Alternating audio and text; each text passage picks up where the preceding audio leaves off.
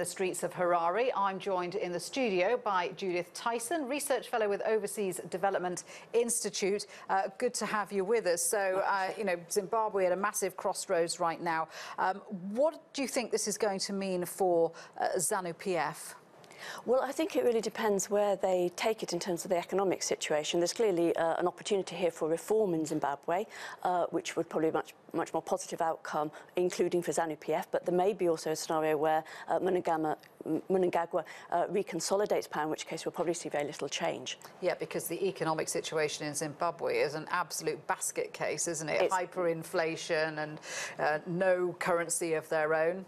It's been shocking. The size of the economy is halved in the last 2 decades. We see unemployment rates of 95% in Zimbabwe at the moment. And as you mentioned, the situation has become a lot more severe in the last 18 months because of the liquidity crisis. So whoever takes over from Mugabe, how can they rescue this situation? Can they rescue the situation? Well, it's certainly a very severe situation, and they probably need to start with the most basic reforms. So in particular, obviously there's a desperate need for political stability and a credible government. Government finances desperately need to be reformed as well. The government is effectively bankrupt, and in particular the private sector needs to have confidence rebuilt, so that investment, which has also collapsed in Zimbabwe, has been one of the reasons for the economic problem, starts to reignite. So how can they attract international donors, investments, or even a rescue package?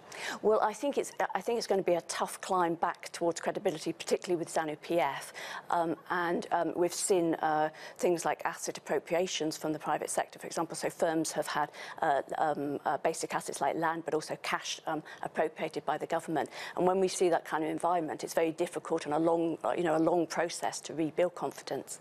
I think, though, that we could see international donors assisting with that, but I think they will insist on political and economic reforms being in place first.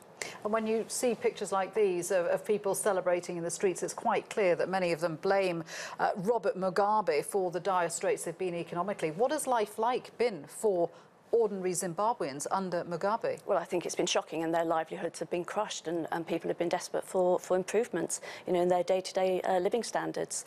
The government failed to provide basic things like education, healthcare, infrastructure, electricity, and the transport network has collapsed. So people's daily lives have been very severely impacted. I'm not surprised to see the scenes of jubilation. We have to hope that economic reforms will deliver some of the things that they're hoping for.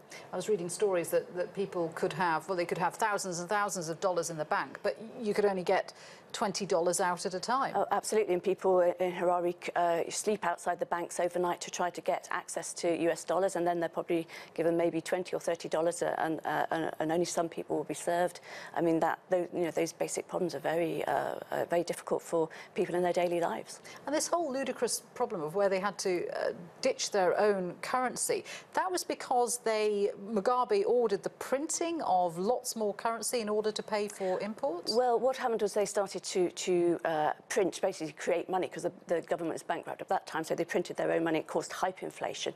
But at that time, probably the adoption of the US dollar was a sound economic policy in those circumstances.